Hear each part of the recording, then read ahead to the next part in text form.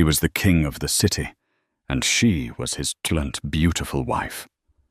At the biggest charity gala of the year, in front of everyone who mattered, Marcus Vance didn't just break her heart, he shattered her life. He called her dead weight, publicly replacing her with a younger, more suitable woman. He had security escort her out, penniless and humiliated. But Marcus made one fatal mistake. He thought he was evicting a stray. He never realized he had just declared war on a dynasty. He turned Paul only when her family, the real power, arrived unannounced.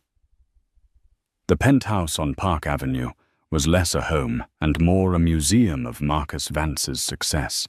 It was all glass, brushed steel and cold white marble cantilevered 70 floors above New York City.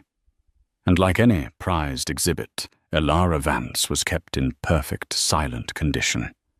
Elara was his masterpiece, or so he often told his friends. He'd discovered her, he'd say, working as a simple art gallery assistant in Soho. He'd plucked her from obscurity, polished her, and given her his name. In return, she was expected to be beautiful, silent, and grateful. This evening was the dress rehearsal for the main event, the annual Vance Foundation Gala. It was Marcus's self-coronation, a night where the city's elite would gather to write 7-figure checks and kiss the ring of its newest corporate king. The blue Elara, not the green, Marcus said, not looking up from his phone. He was already in his custom Tom Ford tuxedo. Elara stood in the enormous walk-in closet, the emerald green silk dress pooled at her feet. I thought the green brought out, it makes you look sallow. The blue, the one I chose. His thumb swiped dismissively. And the Lockwood diamonds, not your grandmother's pearls. They look quaint. Quaint. The pearls were the only thing she had left of her mother's mother. A woman who had run a European shipping empire with more steel in her velvet glove than Marcus possessed in his entire body. But Marcus didn't know that. He thought Elara Hayes, the name she'd been using when they met, was just some girl from a decent but unremarkable family in New England. She had never corrected him. She had wanted to be loved for herself, not for her name, her real name. The name she had run away from 8 years ago, desperate for a normal life, was Devereaux. Of course, Marcus, she murmured, her voice the practiced soft tone he preferred. She slipped on the sapphire blue gown. It was exquisite, but it felt like a uniform. Downstairs, the pre-gala fundraiser was already underway. Marcus, CEO of Vance Industries, a rapidly expanding but deeply over-leveraged real estate firm, was holding court. He loved the sound of his own voice, especially when it was echoed by fawning investors and nervous politicians.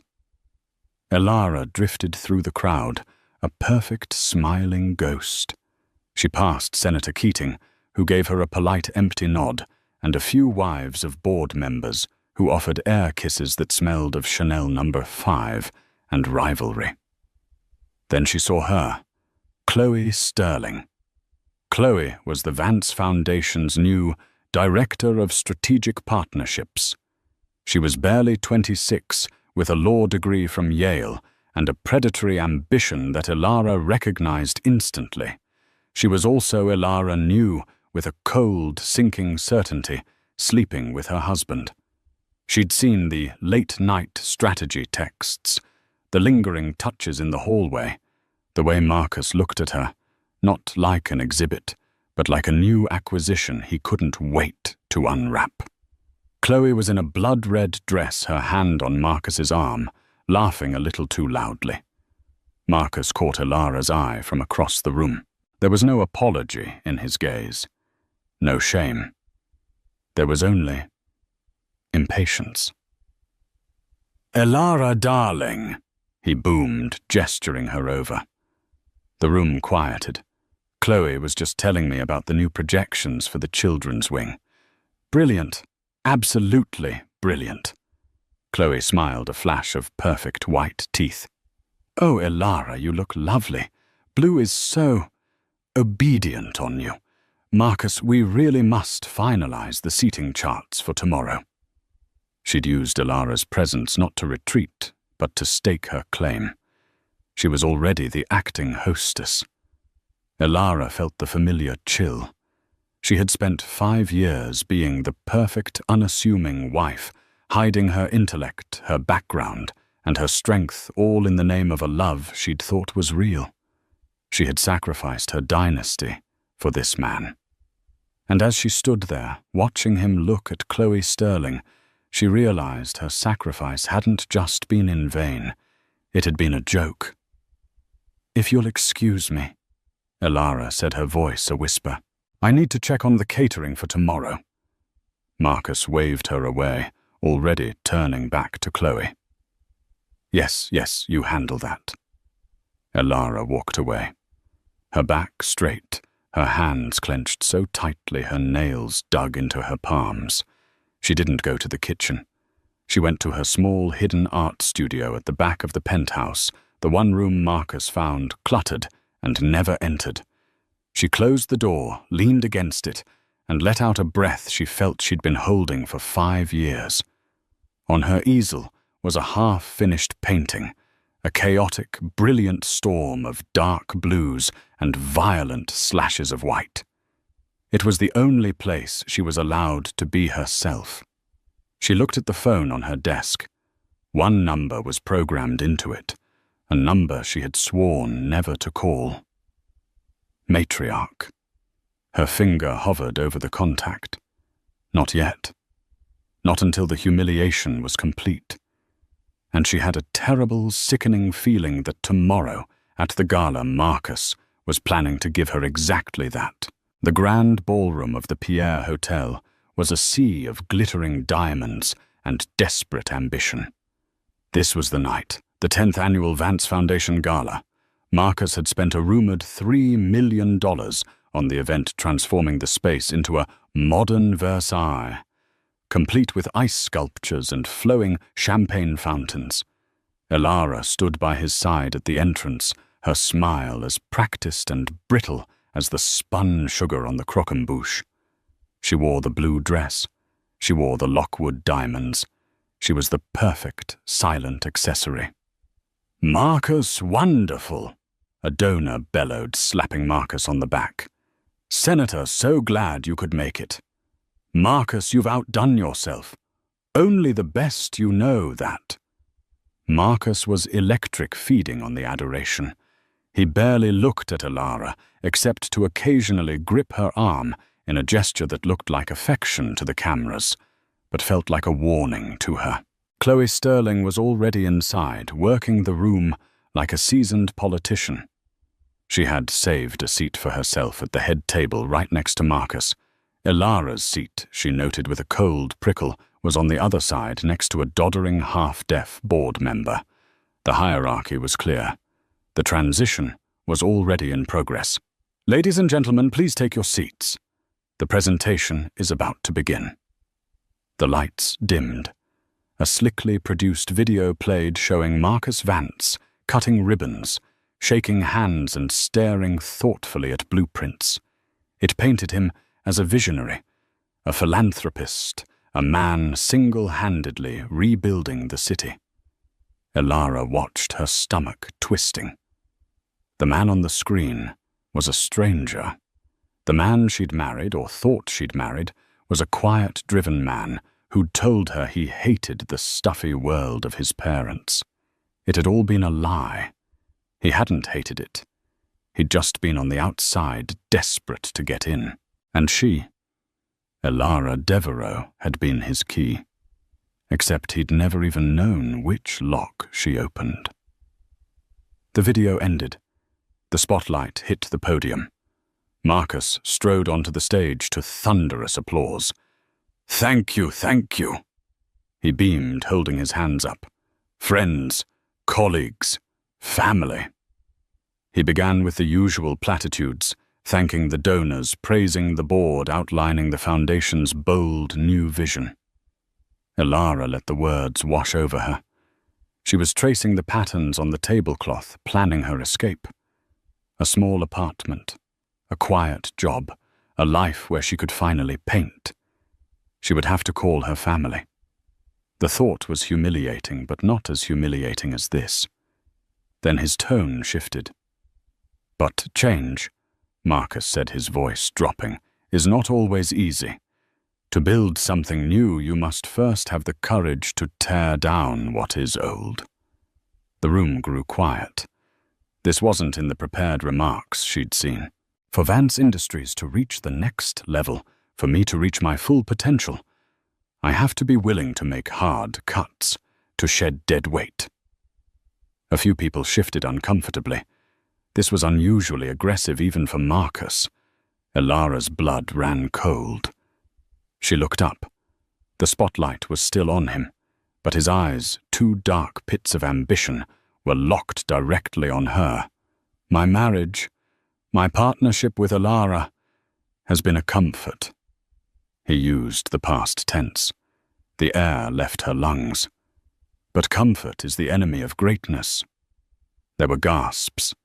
Senator Keating, sitting nearby, looked frozen, a forkful of lobster thermidor halfway to his mouth. Elara has been a wonderful part of my journey. Marcus continued, his voice dripping with false sincerity. But her journey ends here. We have amicably decided to separate. This was the first Elara was hearing of it. Amicably. And in her place, Marcus said, a triumphant smile spreading across his face, I am thrilled to announce a new partner, someone who shares my vision, my drive, and my passion for the future. He gestured to the side of the stage. Please welcome the new Senior Vice President of Vance Industries and the new chairwoman of this foundation, Ms. Chloe Sterling. Chloe glided onto the stage, bathed in a second spotlight, her red dress clinging to her like a second skin. She took Marcus's hand. He kissed her, not a peck on the cheek, but a full, passionate kiss right there on stage in front of 500 of the most powerful people in New York. The camera flashes were blinding.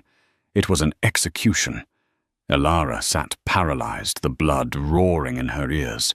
She was vaguely aware of a man in a black suit, one of Marcus's private security, approaching her table. Ma'am, he murmured, his voice gentle but firm. Mr. Vance has arranged a car. He wasn't asking. He was telling. But my things, she whispered, her voice trembling. Your belongings will be forwarded to an address of your choosing. The security guard said, his eyes empty. He was reading a script. She stood up. The room was spinning. Every eye was on her. Some held pity. Most held a cruel reptilian curiosity. They were witnessing a social death, and they would dine out on it for weeks.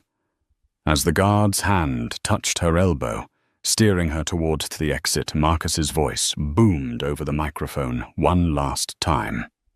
And now, a new beginning, to the future.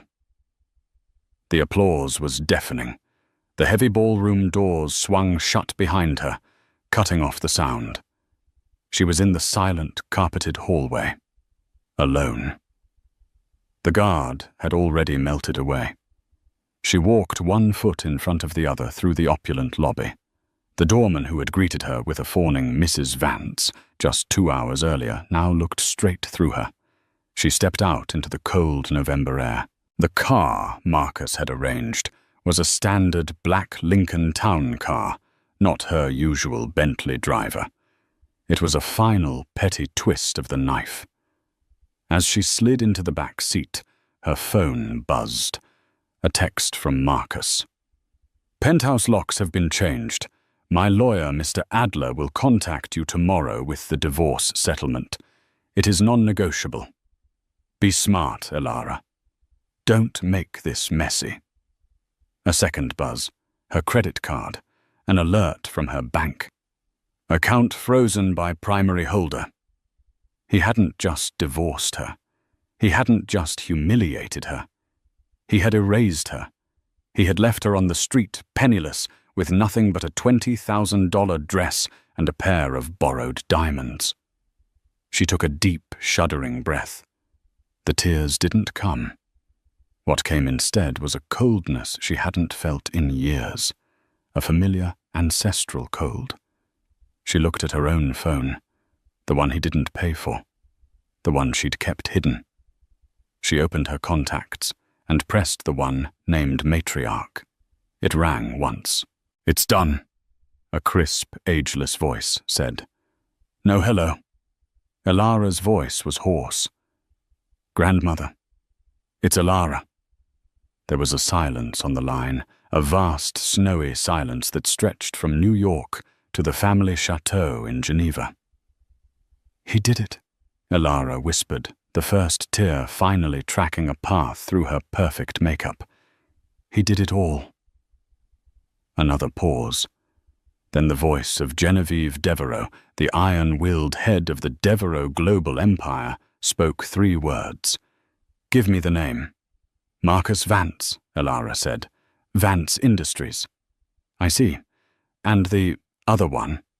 "Chloe Sterling. Her father is, I think, in logistics." "He is," Genevieve said.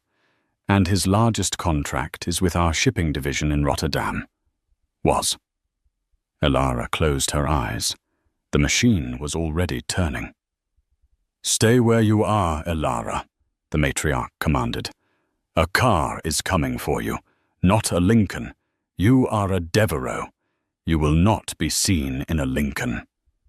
The line clicked dead. Elara looked out the window. The town car was pulling up to a mid-level hotel, Marcus's final insult, a pre-paid room. She told the driver to stop. She got out. She would not go in. She stood on the corner of 59th and 5th, a statue of sapphire blue. She was no longer Mrs. Vance.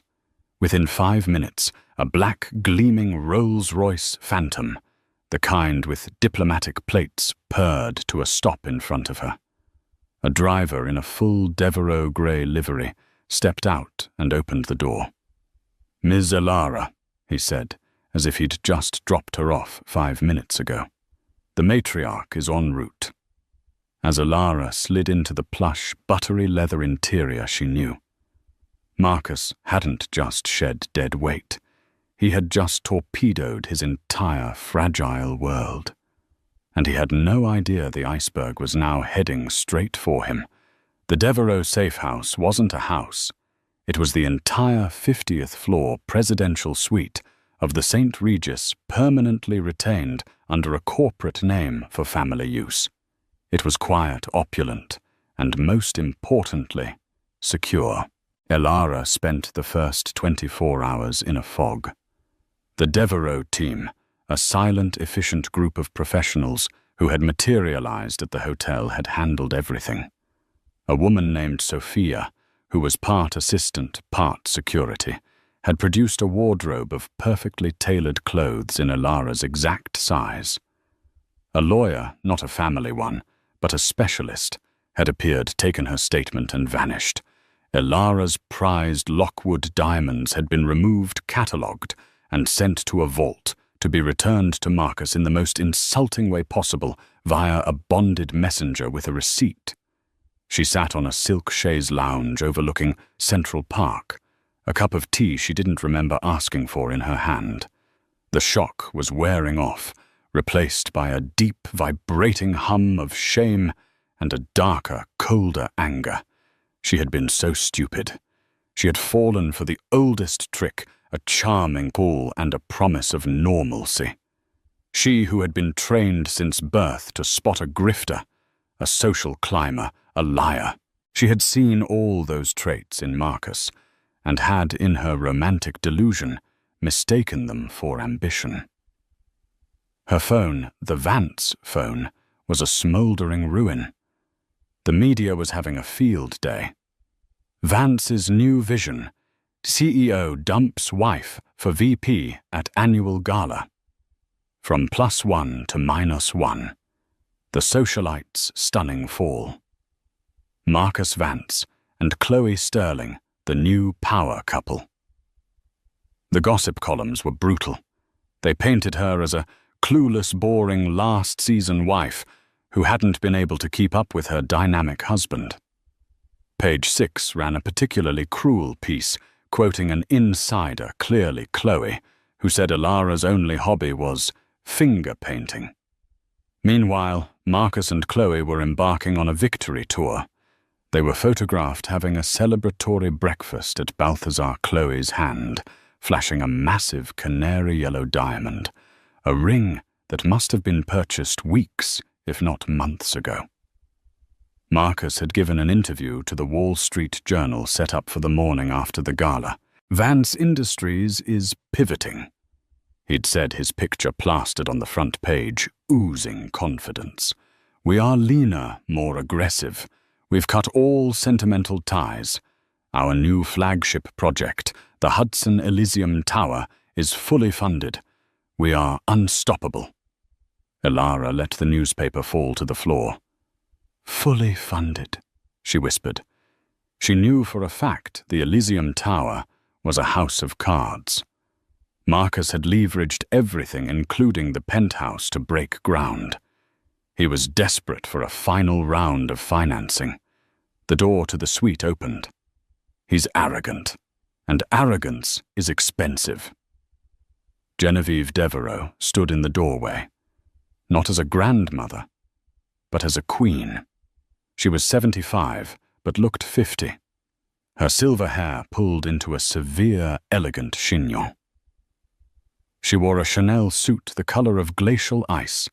Behind her stood Ilara's two brothers, men who were as much a part of the family business as she was. Liam Devereaux, the elder. He was the enforcer, the CFO of Devereaux Holdings. He saw the world in numbers, and he had the face of a particularly unforgiving auditor. Julian Devereaux, the younger. He was the diplomat, the family's chief counsel and head of public relations. He was the charming one, the one who buried the bodies with a smile. Ilara, Genevieve said, walking over and kissing the air near her cheek. You look thin, and you've let your French get rusty. Grand-mère, Ilara said, standing. Sit, Genevieve commanded, taking the chair opposite her. Liam and Julian remained standing, flanking her, like two custom-suited watchtowers. I have read the news, Genevieve said, her lip curling in distaste as she gestured to the page 6 article. Finger painting. Disgraceful. I'm sorry, Ilara whispered. I brought shame. You did not. Liam interjected, his voice a low growl. You were betrayed. There is a difference. But Liam is correct, Julian added smoothly. The optics are unseemly. A Devereaux thrown out like common trash. It will not stand. Indeed, Genevieve said. Now, Ilara, tell us, what do you want?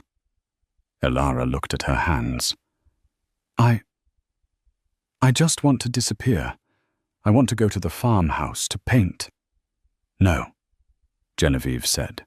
It was final. That is what she wants. She motioned to the newspaper. The boring, clueless wife. You will not give them the satisfaction. You will not run. You ran once. Look where it got you. The words were sharp, but true. This is not a social slight, Ilara. This is a declaration of war. He didn't just humiliate you. He humiliated this family. He did it publicly, so we will respond publicly. He thinks he's a king. We will remind him what a dynasty looks like. Genevieve leaned forward. This man, Marcus Vance, he is leveraged to a private equity firm in Luxembourg for the Hudson Elysium project. Correct? Ilara nodded. LuxCap Partners. He was so proud of securing it. He said they were anonymous and stupid. Liam smiled a thin, cold expression. LuxCap Partners was acquired in a hostile takeover by Devereux Holdings at 9:00 a.m. Central European Time this morning. The anonymous and stupid money he's building his dream on. It's ours. Elara's jaw dropped. But how? You left a paper trail, Julian said. In your finger-painting studio, you kept meticulous notes on his business, his passwords, his private servers. You were the perfect invisible wife. You were also the perfect spy.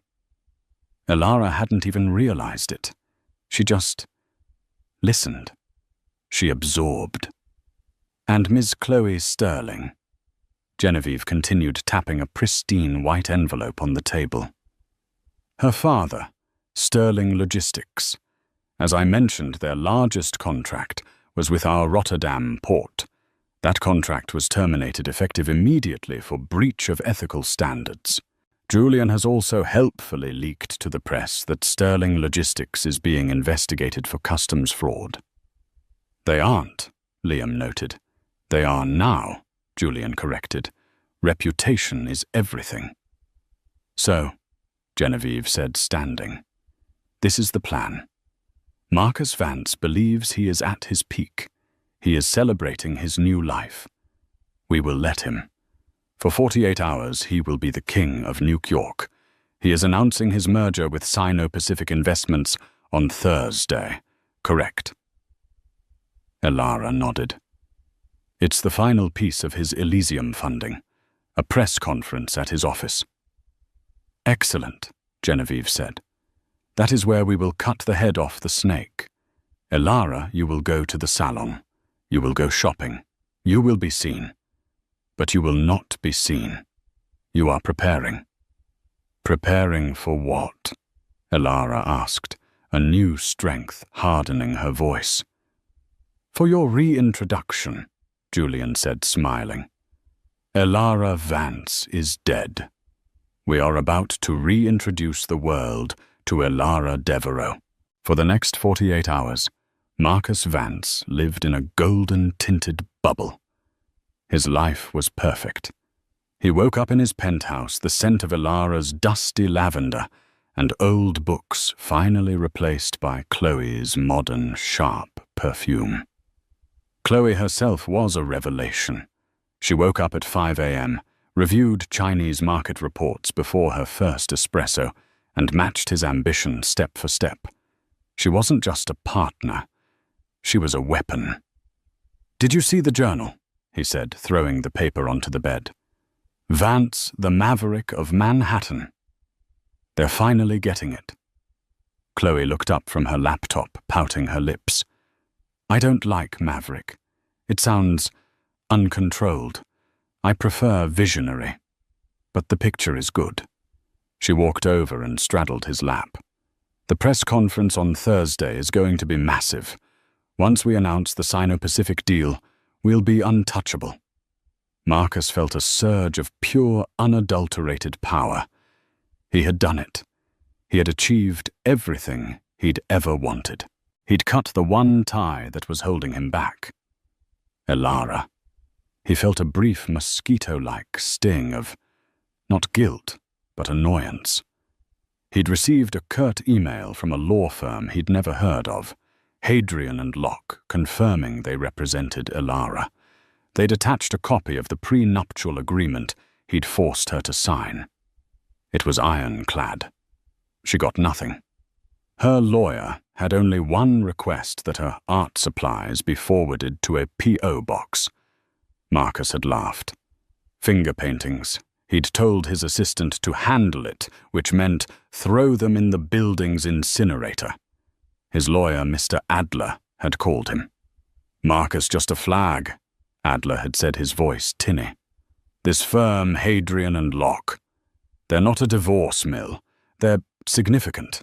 Their managing partner is on the Federal Reserve Board. So, Marcus had scoffed.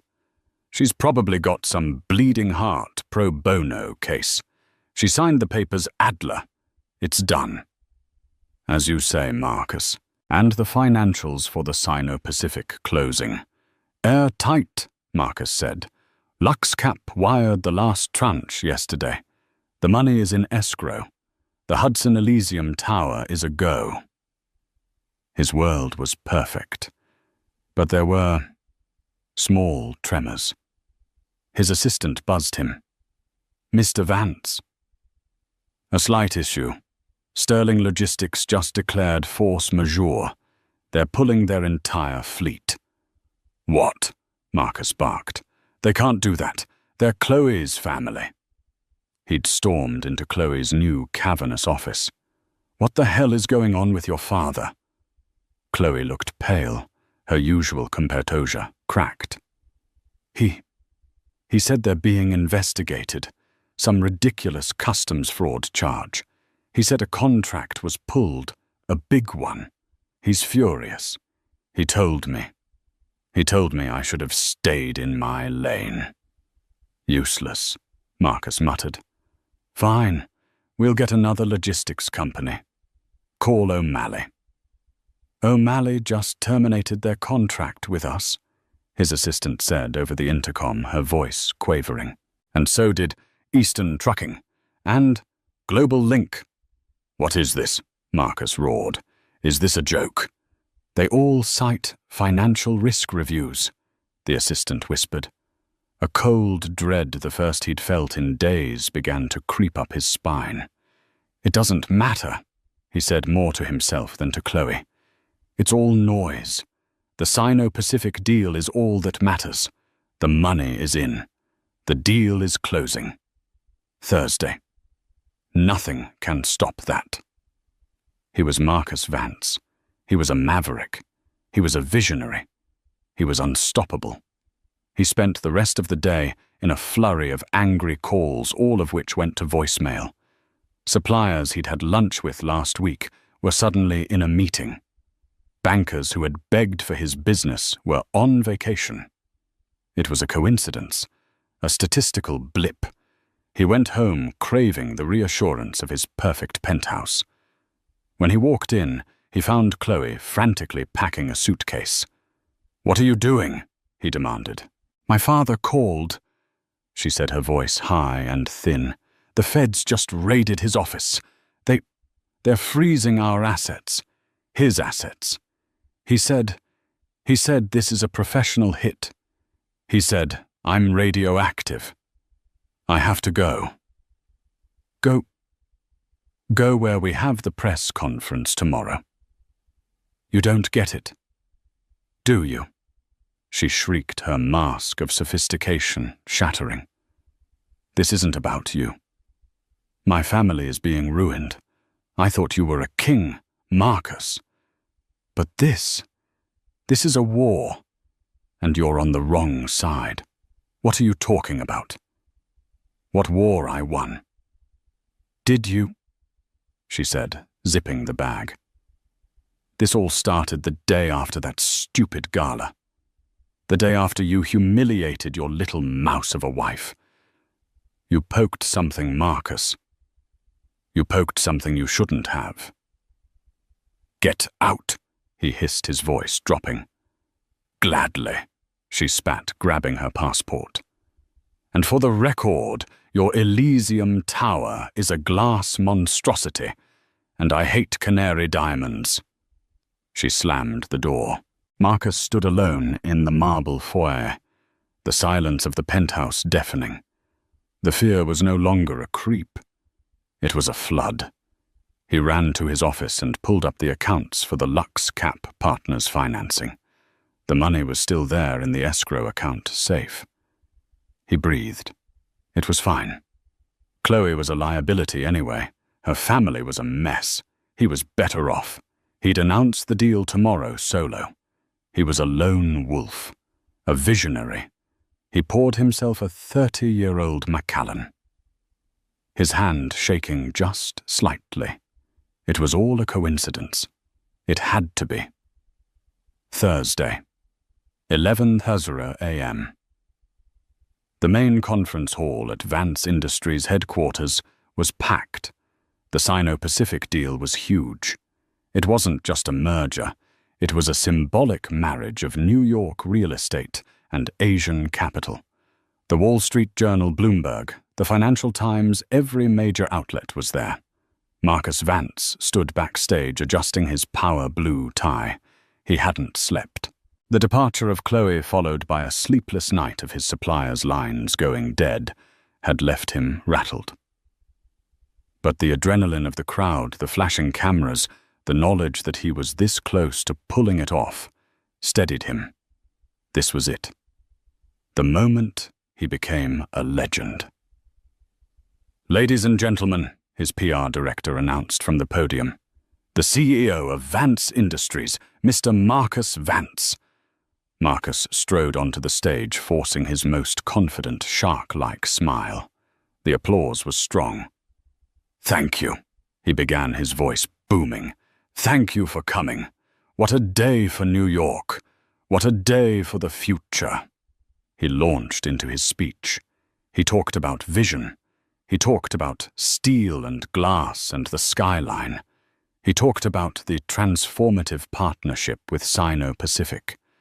And now, at this very moment, he said, building to his crescendo, the $4 billion wire transfer that finalizes our joint venture is being released.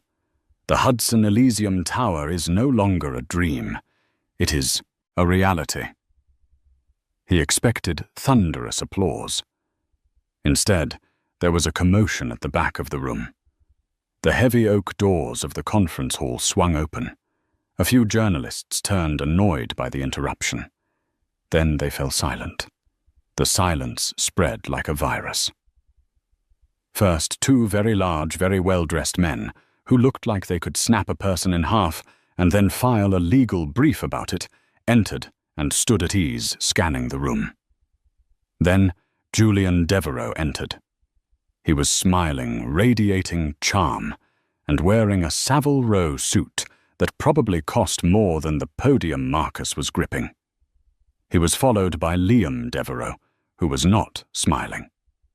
Liam held a leather-bound portfolio, and he looked at the room at Marcus as if he were calculating its liquidation value. Then a hush fell as Genevieve Devereaux entered. She commanded the space not by speaking, but by breathing. The scent of her perfume, a rare custom blend Guerlain, preceded her. She stopped, surveyed the room, and her gaze, cold and assessing, settled on Marcus. Marcus had gone completely deathly still. His mind was racing. Devereaux. The Devereaux, the Swiss-French banking and logistics dynasty. The family that owned half of Europe and had been old money when the Rockefellers were still drilling. What were they doing here? He'd been trying to get a meeting with Devereaux Holdings for years. "Ms. Devereaux." Marcus stammered, his prepared speech forgotten. He fumbled off the stage, rushing toward her, his hand outstretched, his plastic smile snapping back into place. What an unexpected honor. I had no idea you were in New York. Had I known, I would have... Well, this is incredible."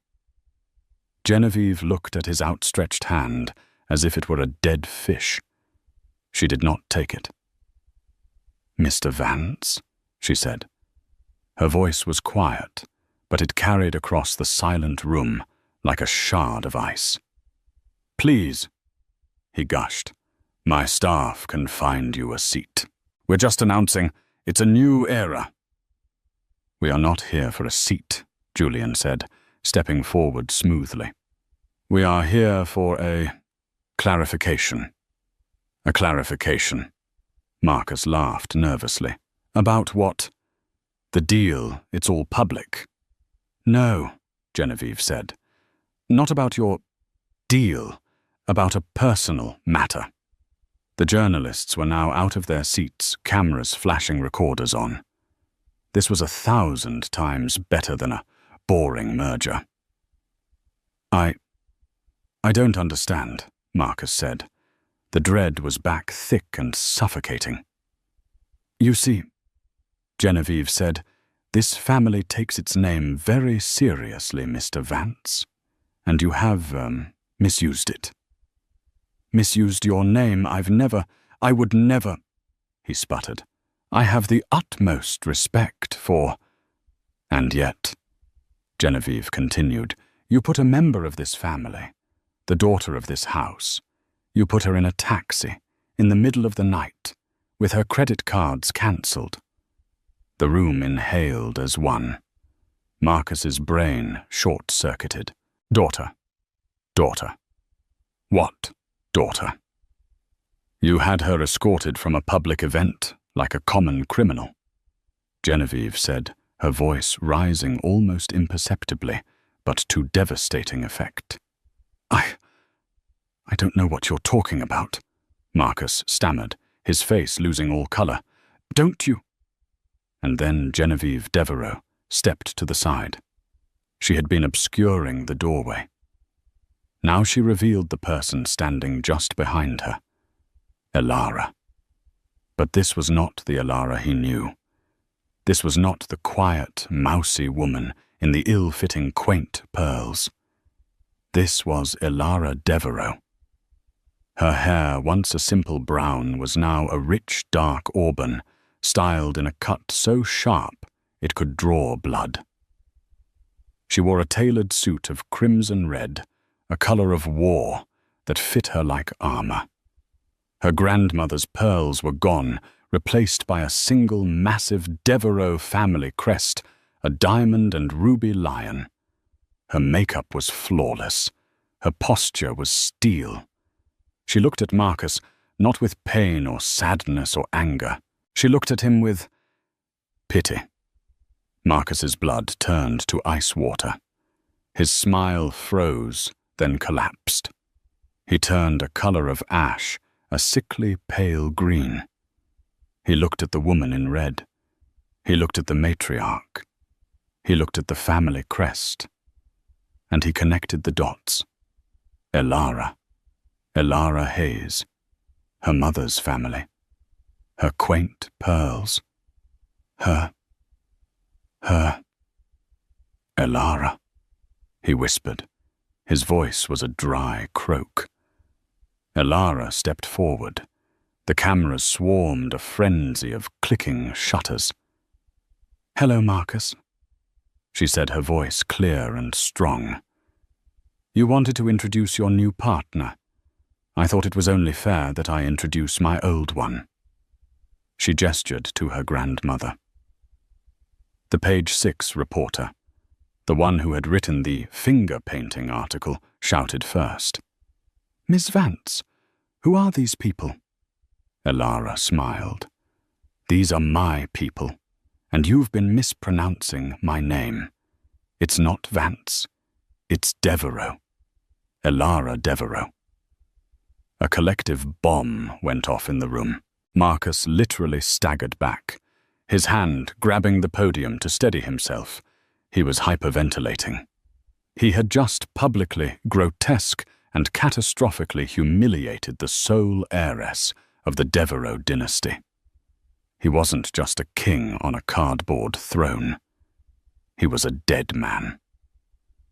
The world did not end for Marcus Vance in a fiery explosion. It ended in a series of quiet, precise, devastatingly legal clicks. As Elara's words, "It's Devereaux," hung in the air, Liam the Enforcer finally stepped forward. He placed his leather portfolio on the podium that Marcus was still clinging to.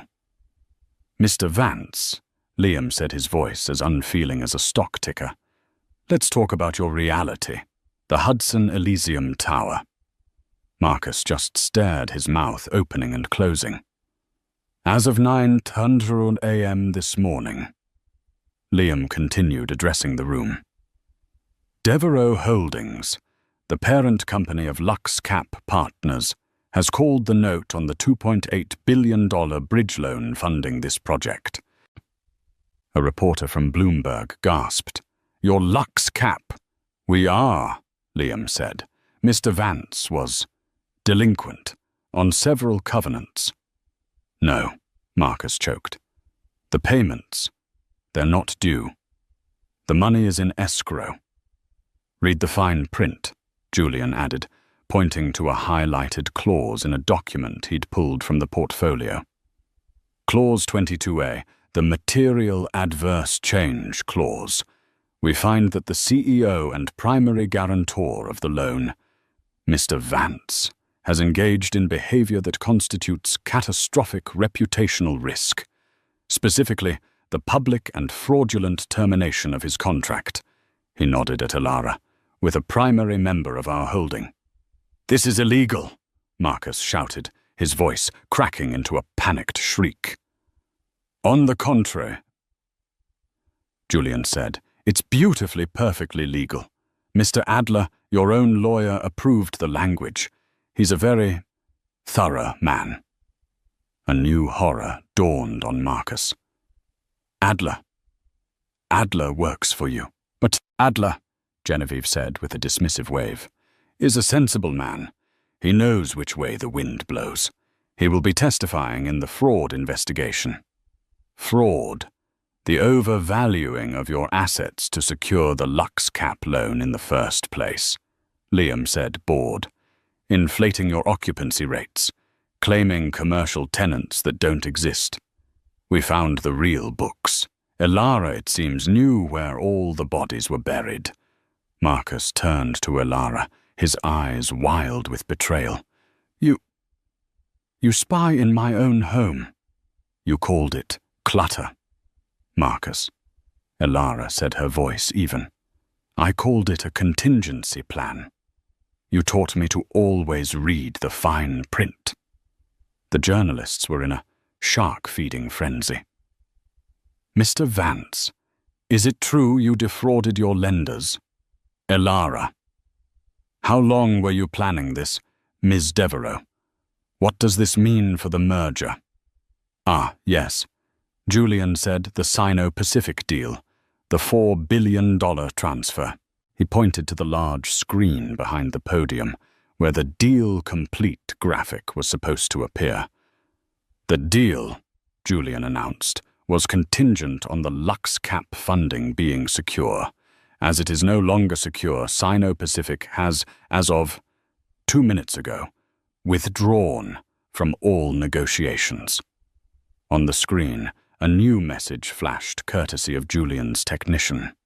Deal terminated. Sino-Pacific Investments. No. Marcus was physically melting down. He tore at his tie, his face slick with a terrified sweat. But it's not just the tower. Liam continued, his voice a monotone of destruction. It's everything. He ticked the points off on his fingers. The bank holding the mortgage on this very building Devereux owned. You are in default. We are evicting. The suppliers who all cancelled yesterday. They share a parent company. Ours. Senator Keating, your man in Washington. He is currently in a meeting with the Senate Ethics Committee discussing the undisclosed gifts he received from you. He has, we're told, a sudden and profound desire to come clean. And finally, Genevieve said, stepping forward for the final blow. Vance Industries, a company built on air and arrogance. As your primary and, as of now, only creditor, we will be petitioning for involuntary bankruptcy. We will be seizing all assets to cover the outstanding debt. She paused, looking at the shell of the man before her. My family will take the penthouse, of course. We find the view appealing. Liam's team will be there at 3:00 p.m. to change the locks. Please have your personal effects removed by then. It was a perfect, devastating echo of the humiliation he had inflicted on Elara. Marcus Vance stared, his world dissolved. He had gone from a billionaire visionary to a bankrupt fraud in less than 10 minutes. He looked at the crowd, at the cameras, at the Devereux family, standing united and powerful. And finally, his eyes landed on Elara. She was not smiling. She was not triumphant. She just looked Finished. His knees no longer able to support the weight of his ruined ambitions buckled.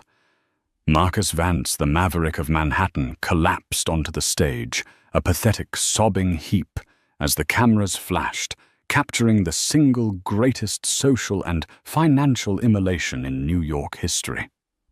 While Marcus was being publicly disassembled, Chloe Sterling was sitting in the first-class lounge at JFK, sipping a mimosa and frantically trying to move assets to an offshore account. She had seen the news alerts. Sterling Logistics raided by feds. Her father had called her screaming before being cut off. She was on her own. It's fine, she told herself, her leg bouncing under the table. Marcus is a fool, but he's a rich fool. The Sino-Pacific deal will close. He'll be furious with me, but he needs me. I'll fly to a non-extradition country, wait for this to blow over, and then I'll call him. He'll take me back. I'm the only one who understands him. Her flight to the Cayman Islands was boarding in 30 minutes. She was just a little radioactive. She just needed a break from the contamination zone. Miss Chloe Sterling. Two men in dark conservative suits and TSA badges stood over her table. Yes, she said, annoyed. We're with the U.S. Marshals Service. We need you to come with us. There are some irregularities with your passport. Irregularities?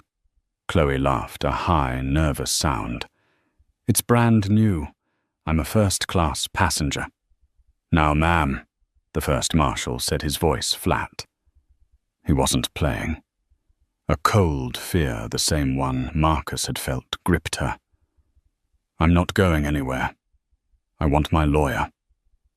You'll have plenty of time for that, the second marshal said. You're being detained. Detained for what I haven't done anything. Insider trading, the first marshal said, picking up her carry-on bag. It seems you made a series of very well-timed stock trades against competitors of Sterling Logistics.